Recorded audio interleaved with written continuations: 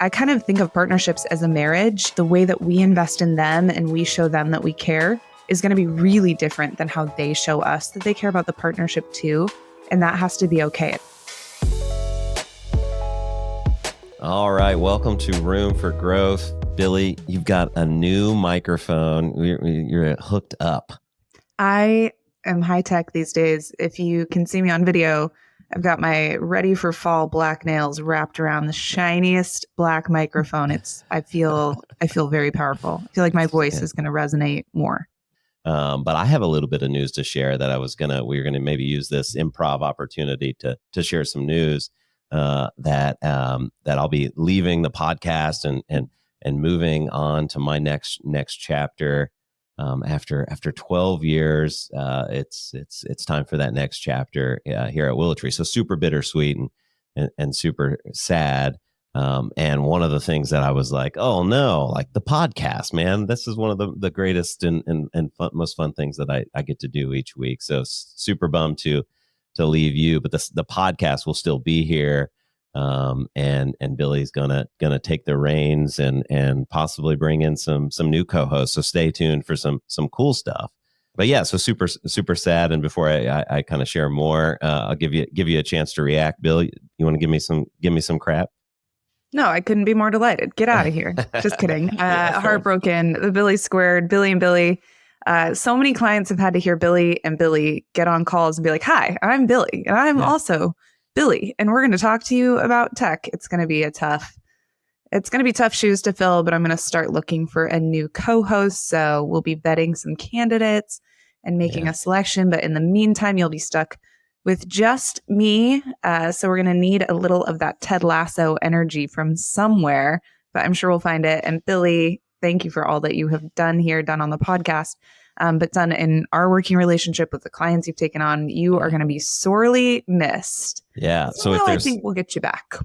Well, I think there's a saying, they always return. But if there's a Billie out there that has a radio style voice and loves marketing, hey, there's an opportunity here at WillowTree to jump in on a podcast. But what I was thinking we could do, and what we were talking about before, is do some quick reflections. Just not make it about me, but I was just going to share some things that I was thinking about when it comes to some of the cool things 12 years I've learned a lot. And have been so grateful to be able to spend time with so many smart people. And I jotted some, they came really quickly and really easily. And so this is probably isn't a complete list, but I'll just walk through 5 quick things and we can discuss them real quick. Yeah, the first one, I was going to talk a little bit about work and just the kind of what work has meant to me. But the first thing that I've learned and that I would encourage really everyone to take into your job is that it's personal. And I've kind of always rejected this like work-life balance topic. I think that's all just kind of almost ridiculous. I like to use the word rhythm a little bit more to make sure things are working together. But over my time, I've had the opportunity to officiate weddings of coworkers, go to kids' birthday parties, and dance at the rooftop of the Moxie Hotel in New York, like there's no cares in the world with friends like you, Billie. And so I would encourage everyone to work fine, but it's person. Don't be afraid to be yourself, bring your personal life into your job, and get to know the people that you're working with, because it makes it so much more fun. And that's been something that has been awesome to be able to do while I've been here at WillowTree. But yeah, Billie and I did get to have fun dancing like we were in college again, during, I think, Braze Forge last year. So, or maybe another event. But yeah, any reactions to that? Do you agree? Oh, personal? Totally. I can think of so many memories where we're traveling, we're closing deals, and we're working with clients, or we're solving big tech problems, or we're trying to bond with clients, and we're trying to explain our roadmap and our way of thinking. And I think you and I both have a very similar style, which is let's go out, let's show you, let's talk about it. And so we've done everything from Chicago riverboat cruises together.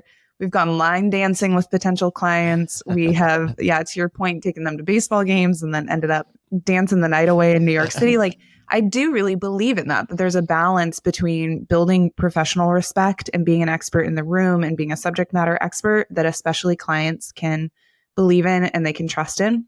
There's a similar professionalism that I think is really important to keep among coworkers.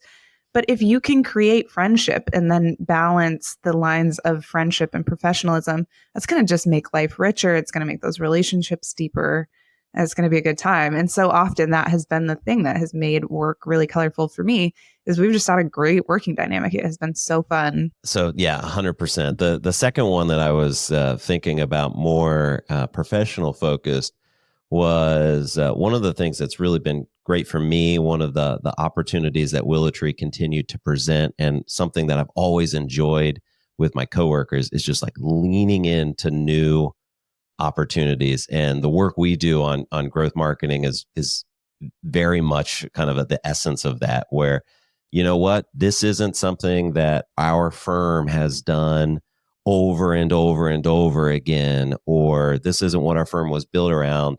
And we could very much, I know that some professionals take this very methodical way about it. Okay, we have to create all these process. We have to, go through the rigmarole and everything.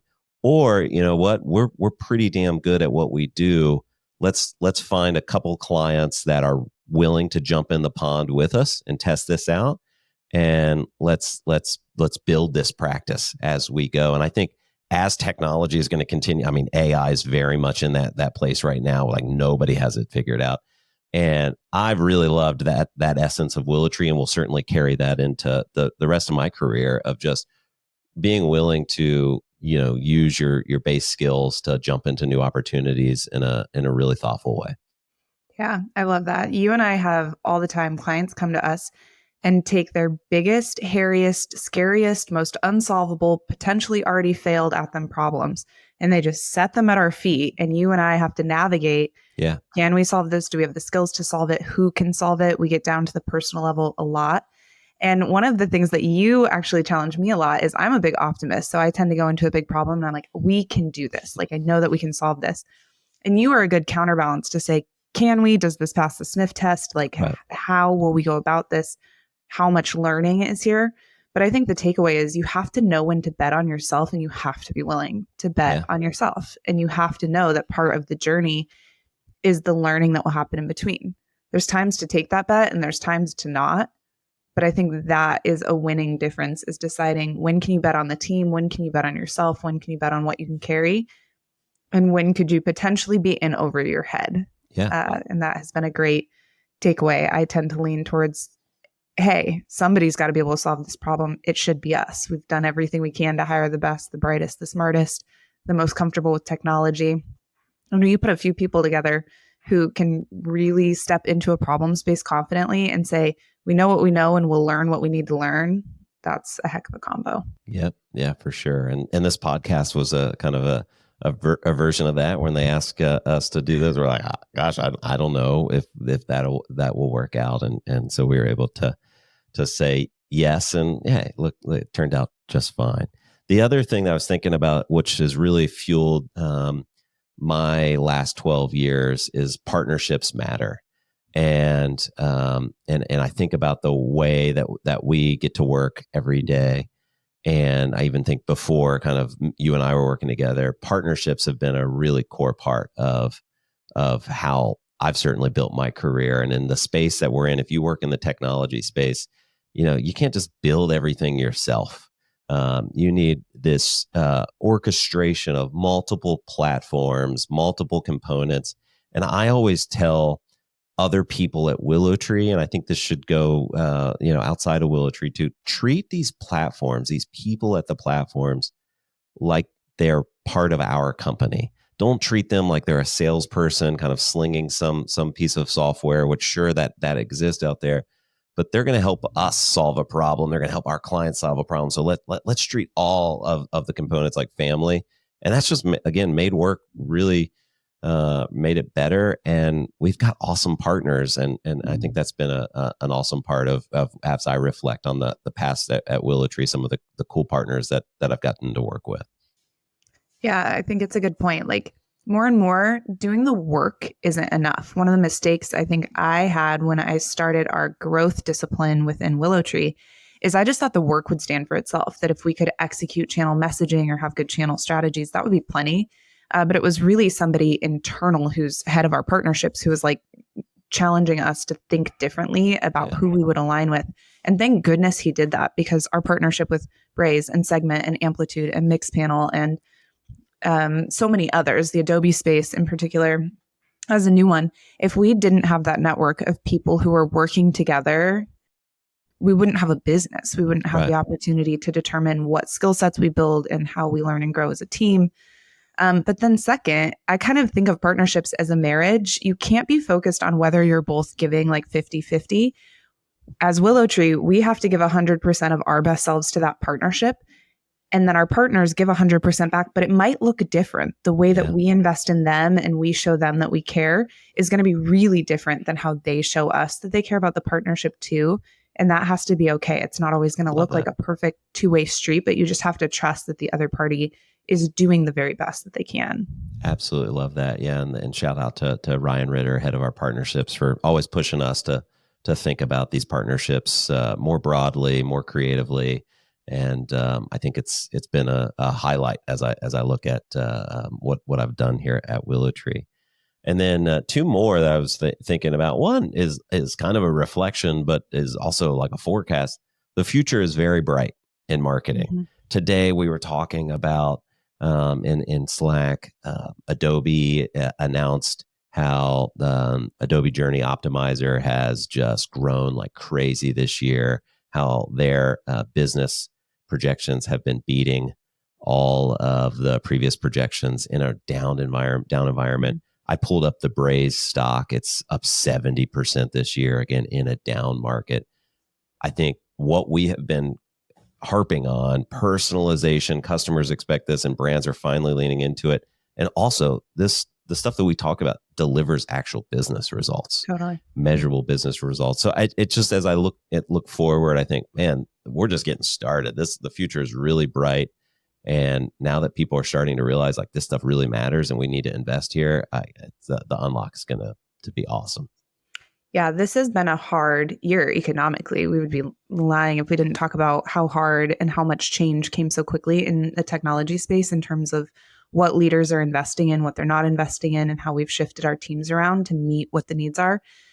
But more and more, I'm seeing major investment in best practices that move the needle in making sure that those programs are solid, that they operate autonomously, that they are super automated, and that they're just sort of like best in class connected experiences. So I'm seeing huge investment in places like loyalty programs. Loyalty is not new. Loyalty programs aren't new. And yet making loyalty programs like incrementally the best they can be. Same with channel messaging. Email is not dead. Push, SMS, in-app messaging. More and more companies are figuring out how they step their game up in a tried and true space. And they're seeing results. Like I think about our Sarah Griffin episode from a few weeks ago, where she had created the loyalty strategy and program at Saks Off Fifth. And she was just very incremental in her thinking. She was focused on doing best practices really well. But she was on the podcast talking about how much business impact that was creating for Saks Off Fifth. It was so impressive. So that message has really stuck with me moving into this year, that some of this is like back to some tried and true basics and making sure there's no gaps and no stones left unturned. Yeah, cool. And then, finally, as I look back, clients. I mean, sometimes I wish I could go back to like when I was at Ohio Northern University in college. Like, I don't know what I'm going to do for my career, and be like, hey, do this, and here's the type of projects you're going to get to work on. And I was interning at an agency, and I was working on small B2B brands that nobody had ever heard of. If somebody would have said, hey, you're going to get to work on the Pepsi Super Bowl halftime show, I would be like, whoa, how do I get there now? And so I almost have to, I've been so fortunate with some of the amazing clients that we get the chance to work with. And we have a lot. You probably have different ones that speak to you. Maybe we have some shared ones, but again, the Pepsi Super Bowl halftime show is like, a really cool project that I got to be a part of. It was challenging. It was sexy. It was all the things that you would want out of the client was really engaged and awesome. So that's certainly one. And I'm going to walk a really fine line because inevitably I'm going to miss a couple clients. And so forgive me, but these are just ones that jump out at me. Dairy Queen. We've been on I've been on a multi-year journey with Dairy Queen, this brand that I grew up going to. And when we first met with Susie at Dairy Queen, she was talking about building this new digital experience. And now when I look 3 years to now, we've done it and we're continuing to optimize that. And it's just, there's been many, many hours. There's been grief. There's been mistakes along the way, but then there's been really great partnership. And I mentioned partnership really matters. And what a great opportunity to work with a brand like that.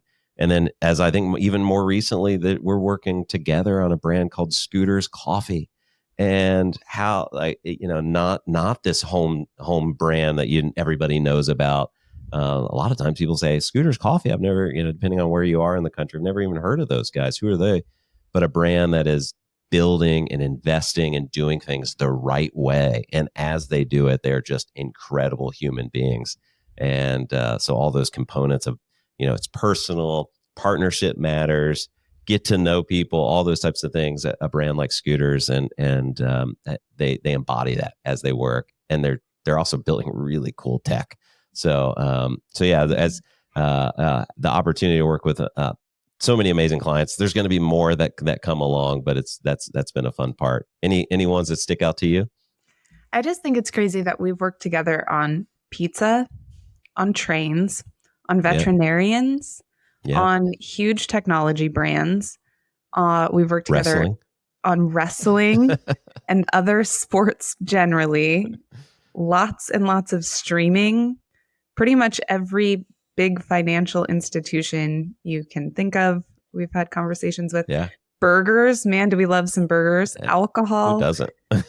I think one of the things that I've loved about our partnership is that, we get to work on these huge, meaty projects that are so fun. And for the most part, I get to watch teams do incredible work and just be so proud of them and cheer for them on the sidelines. But the relationships that we've been able to build with these impressive leaders who are on huge missions, and then being able to kind of work together to take our knowledge from one industry to another to say, hey, here's what we know about your industry. Here's what we know generally across the landscape. Tell us the nuances of your business. We want to learn those nuances just inside and out, has been so rewarding. But clients always makes me smile just thinking about some of the ways that you build relationship, but then you just get excited together about the future. I know that when, to that point, some of the things around Scooters Coffee are going to launch once you are off on your new adventure. And I know you're going to be cheering on those days. Oh yeah, for sure. You talk about cheering from the sidelines. It's been awesome. I'm going to be,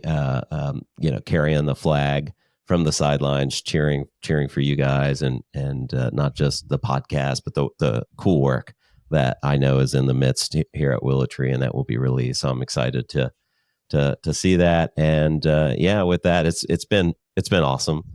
Thanks so much for kind of our initial listeners of this podcast. I'm looking forward. I know that there's a massive amount of awesome guests lined up, so I'll be cheering from the sidelines. And Billy, I certainly hope that we get the chance to work together again. It's been a great run. So thanks so much. Agreed. For the last time, I'm Billy Lowen, my co-host Billy Fischer. I will catch you next time on Room for Growth.